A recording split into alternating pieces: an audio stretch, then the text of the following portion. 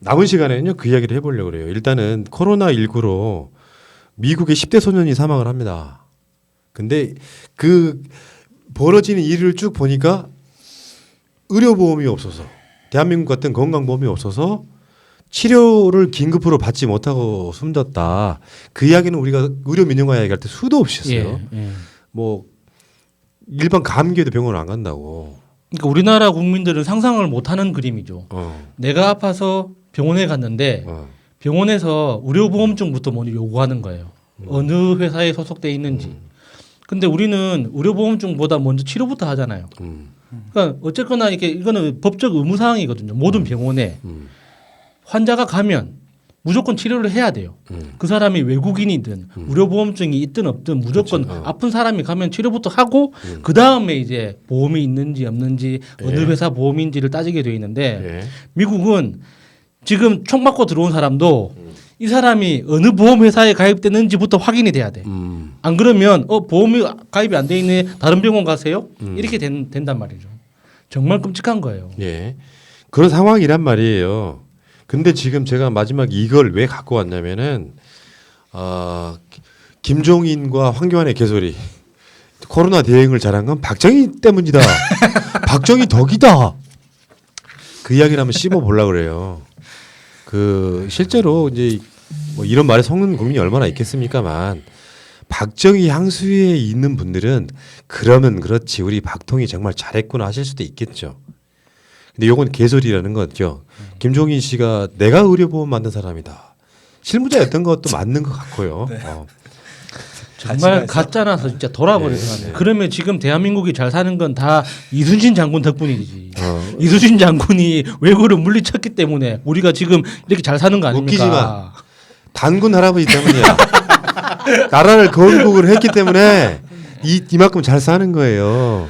그러니까 제도는 만들 수 있는데 정확히 말하면 박정희가 의료보험 지금 건강보험이라고 부르지만 당시 의료보험을 만든 이유는 우리 모든 국민이 의료 혜택을 잘 받아라가 아니고 간단히 말해서 특수계층을 위해서 이렇게 보면 되세요. 70년대까지만 해도 대한민국이 북한보다 못 살았습니다. 아는 사람만 아는 이야기예요. 전 무슨 빨갱이 새끼들 할지 모르겠지만 맞아요. 70년대 이후에 급격한 경제 개발을 통해서 대한민국이 북한보다 잘 살게 된 건 맞는데 첫 번째 의료보험이 태동한 이유는 진짜로 그거예요. 우리가 방송으로도 정권 연장 싱크탱크에서도 많이 했단 말이에요. 그래서 대한민국이 북한보다 더 괜찮은 나라라는 어떤 모습을 보이기 위해서 일단 시작을 해요.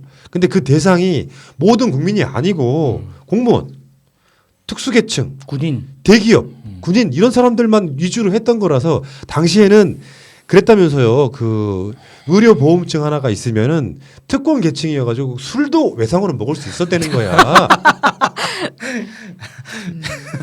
이게 지금 의료보험법이라는 게 지금은 이제 국민건강보험법 이제 국민건강보험공단으로 바뀌었잖아요.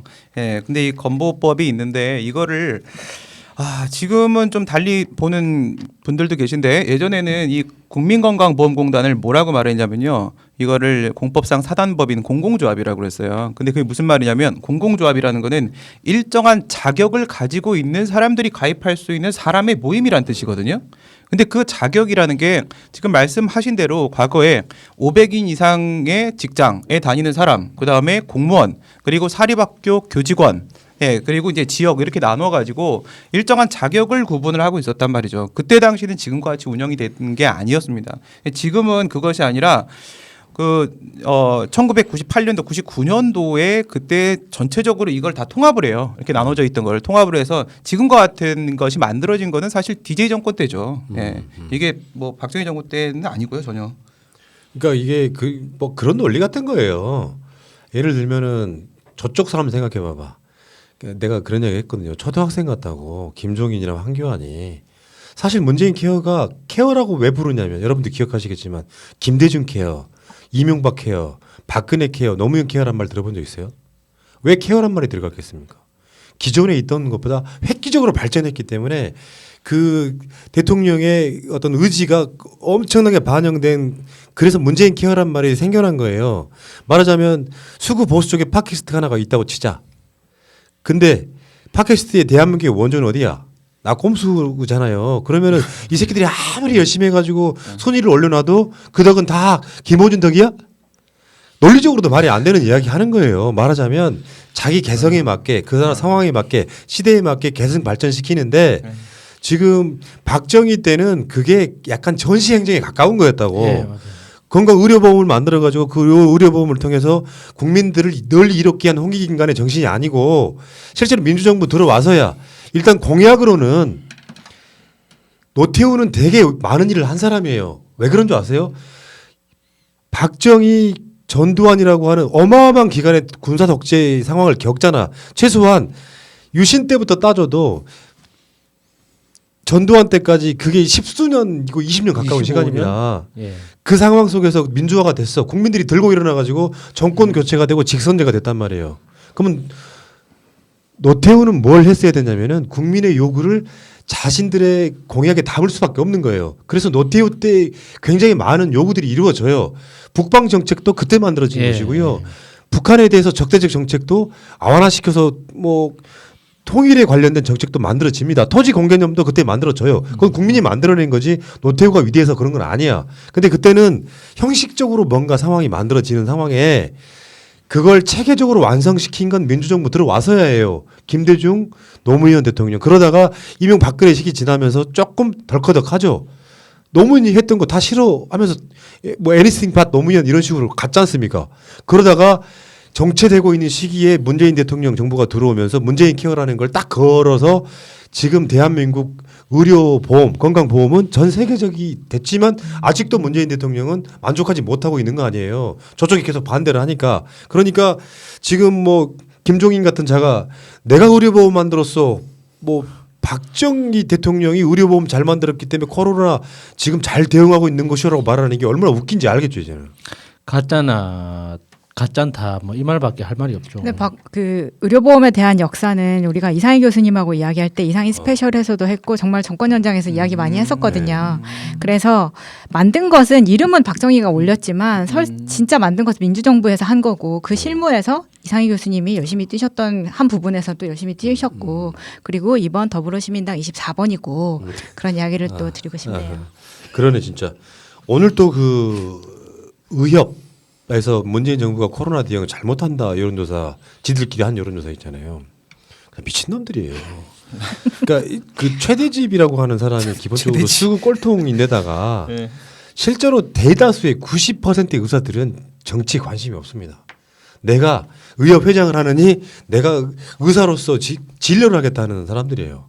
그 의협 수준에서 뭐 문재인 정부가 그 대응을 못 하고 있다고 말하는 것 자체가 정치적인 거예요. 대한민국 의사들은 하늘에 떨어졌네. 전 세계는 뭐 문재인 정부에 대해서 코로나 대응 전 세계에서 가장 잘한다고 하는 건 어떻게 설명할 건? 그 최대집에 대해서 오해하시는 분들이 많이 계신데 그 구글 같은 데서 최대집 박치기라고 한번 검색을 해보세요. 그러면 정말 대단한 영상이 나옵니다. 네, 정상으로 볼 수 없죠. 그러니까 지금 현재 평균적으로 그러니까 평균적인 의사들이 지금 현재 의료 수가 체계에 대해서 불만을 가진 건 사실이에요. 근데 그건 그러니까 자신의 전문적인 어떤 능력이 그 경제적으로 보상받지 못하고 있다, 공평하지 못하다라는 어떤 합리적인 어떤 계산의 결과 불만을 가지고 있는 것일 뿐이지. 그러니까 이게 제도 자체가 잘못됐다고 주장하는 게 아니라 제도에 이런 허점이 있기 때문에 조금 더 공정하게 전문적인 능력을 인정해주는 방향으로 개선돼야 한다고 주장하는 거지. 정치적으로 이 정권이 못하고 있다라고 주장하는 건 아니거든요. 근데 최대집은 다 필요 없고 나는 문재인이 싫어요. 이거 하나밖에 없기 때문에 다른 그러니까 평균적인 의료인이 보더라도 불편한 거예요. 예, 그 지금 의사협회 회원 68.9%가 정부 코로나 대응 잘못이라고 했다는 것을 그 포탈 헤드라인 그러니까 탑 화면에 걸잖아요. 이게 다음이 미친놈들이어서가 아니라 장사가 되니까 이걸 앞에다 걸어요. 그러면 이게 마치 제대로 된 민심이나 되는 것처럼 전문가 집단인 의협이 뭐 정부가 대응 잘못하고 있다고 이게 도대체 무슨 뉴스냐. 세계적으로 잘하고 있다는데 여기에 사람들 의문점을 갖게 만드는 바로 그런 뉴스인데 이미 의사협회는 정치적인 그런 집단이에요. 자신들이 기득권 집단이라고. 여기에 대해서 예를 들면 자신들이 예를 들어 최대집이 아니라도 이걸로 돈을 못 버는 상황이 되면요. 당연히 잘못 대응하고 있다고 할 수밖에 없는 겁니다. 그런 어떤 선동에 놀아나지 마시고요. 지금 정부 재난지원금을 100만 원씩을 받고 4인 가족 기준 100만 원 받고 오늘 우리가 처음에 드렸던 말씀하고 똑같은 거죠. 지방자치단체에서 주는 거 또 받아라. 이렇게 지금 중복으로 받을 수 있다는 이게 지금 가장 중요한 키워드이기 때문에 오늘 왜 전 국민한테 다 안 줘? 라고 실망했다는 분들 이해는 합니다만 정부의 대처는 아마 지금 오늘이 시작일 것 같고 정부의 그걸 받으면 지자체에서 하는 거 못 받냐 이런 게 아니라 그래서 문재인 대통령의 뜻이라는 거예요. 지자체가 알아서 해. 정부는 뒤따라갈게. 이런 식의 어떤 그 있고 기재부나 등등이 조금만 더 정신을 차리면 아마 전 국민이 재난 생활비 정도는 받을 수 있는 날은 금방 오지 않을까 이렇게 생각을 해봅니다.